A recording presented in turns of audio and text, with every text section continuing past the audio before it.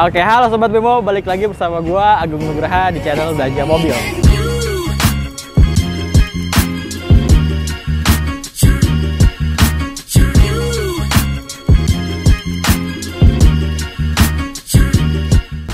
Oke, kali ini gua mau jelasin soal CR-V yang udah facelift, yaitu tahun 2021.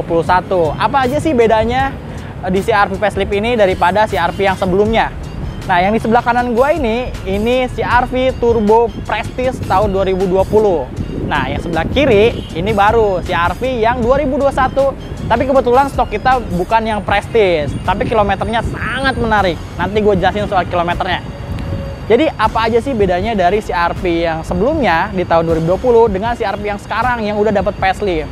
Ngomong-ngomong, CR-V yang ini itu dia pertama kalinya dapat facelift. Jadi ini buat pertama kalinya nih CR-V itu facelift yang turbo ya.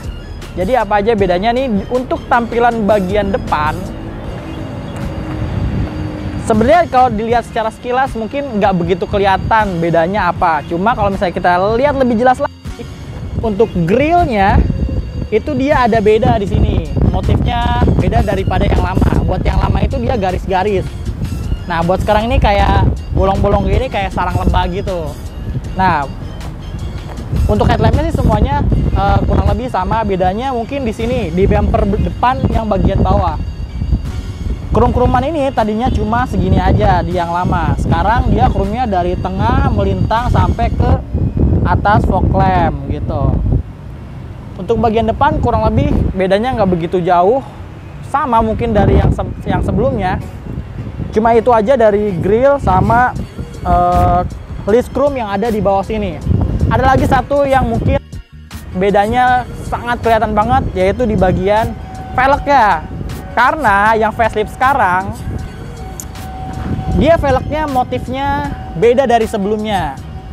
Ini kayak kalau diperhatiin tuh dia motifnya kayak kembang kayak gini. Cuma kalau menurut gua itu lebih bagus motif yang sebelumnya, sebelum facelift.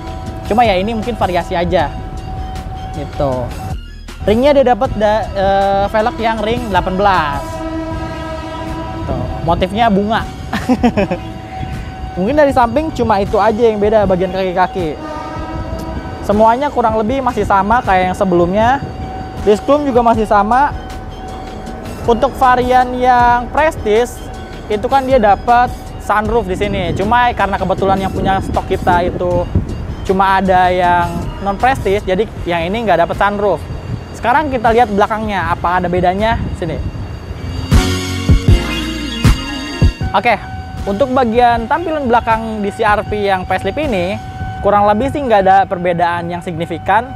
Cuma kalau misalnya teman-teman cek untuk CR-V yang facelift tipe Prestige itu dia buka tutup bagasinya udah bisa pakai kick sensor atau bisa ditendang gitu. Dia bukanya bisa ditendang, tutupnya juga bisa pakai kick sensor. Kebetulan ini bukan yang tipe Prestige, jadi masih manual guys. Gitu. Kurang lebih sih itu aja bedanya buat yang luarnya. Nah, buat yang belum tahu sedikit, gua mau kasih tips nih.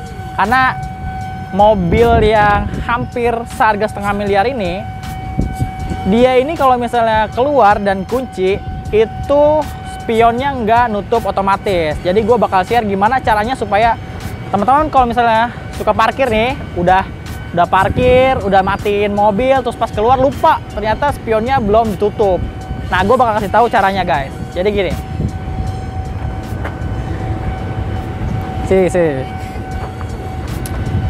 ini mobil posisinya lagi kebuka, posisinya udah mati. Terus caranya pencet lock sekali, terus pencet lagi. Nah, dia ketutup guys gitu. Jadi itu kalau misalnya teman-teman biasanya udah lupa gitu, udah matiin mesin, terus udah parkir, pas keluar ternyata spionnya belum teman-teman lipat, teman-teman tinggal lipat aja lewat kuncinya gitu. Caranya tadi cuma tinggal kunci, pencet lock sekali, terus pencet lagi sekali, langsung spionnya kelipat gitu. Ada lagi satu tips buat CR-V yang punya CR-V, itu misal mobilnya lagi habis diparkir di parkiran yang di outdoor, terus habis kepanasan, teman-teman pengen ngademin dulu nih dalamnya sebelum masuk. Jadi teman-teman bisa tekan aja dari sini sekali, buka, terus tekan lagi. Nah, dia bakal kebuka guys, kaca-kacanya. Jadi buat ngeluarin udara-udara panas yang di dalam sebelum teman-teman masuk, jadi tinggal pencet aja dari remote-nya, dia langsung kebuka. Buat tutupnya juga dia bisa lewat luar guys, cuma dia harus pakai anak kunci, nggak bisa lewat remote-nya. Oke, caranya gini, dikunci sekali, terus pencet lagi sekali. Nah, dia langsung ketutup. Buat yang tipe Prestige juga bisa, karena dia ada sunroof, itu dia bakal kebuka sama sunroof-sunroofnya sekalian. Pas lagi nutup juga dia bakal ketutup sama sunroofnya. Oke, itu sedikit tips buat yang punya CR-V turbo. Itu cuma berlaku buat CR-V turbo aja guys. Jadi kalau misalnya teman-teman ternyata udah keluar kebiasaan gitu kan, parkir mobil terus posisinya udah dimatiin, pas keluar ternyata lupa mau lipat spion, kayak gitu tadi caranya. Atau misalnya teman-teman mau masuk lagi habis parkir di luar kepanasan, biasanya kan dalamnya pengen ngeluarin udara panas yang ada di dalam, itu caranya kayak tadi guys. Oke, kita lanjut sedikit review soal CR-V yang facelift ini. Kita lihat dalamnya apakah ada beda atau enggak. Yuk ikutin gua ke dalam. Oke Sobat Wemo, sekarang gua ada di dalam CR-V turbo yang non Prestige yang 2021 yang udah facelift. Yang gue lihat ini ada sedikit perbedaan, kayak di LCD touchscreen-nya ini yang sebelumnya masih ada tombol-tombolnya, sekarang cuma ada puter-puteran buat power sama audio. Sisanya kayaknya sih touchscreen semua. Sekarang gue mau coba nyalain dulu mobilnya.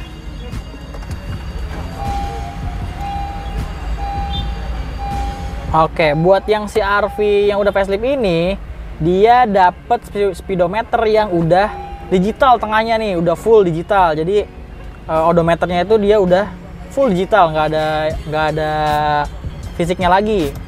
Kalau yang sebelumnya kan dia masih ada tuh speedometernya, sekarang dia udah full digital. Kiri kanannya sih masih sama kurang lebih.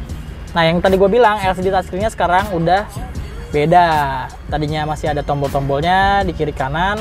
Sekarang dia udah full touchscreen, cuma ninggalin satu puter-puteran buat volume audio aja di sini. Sisanya semua pilihannya di sini pakai touchscreen. Gitu.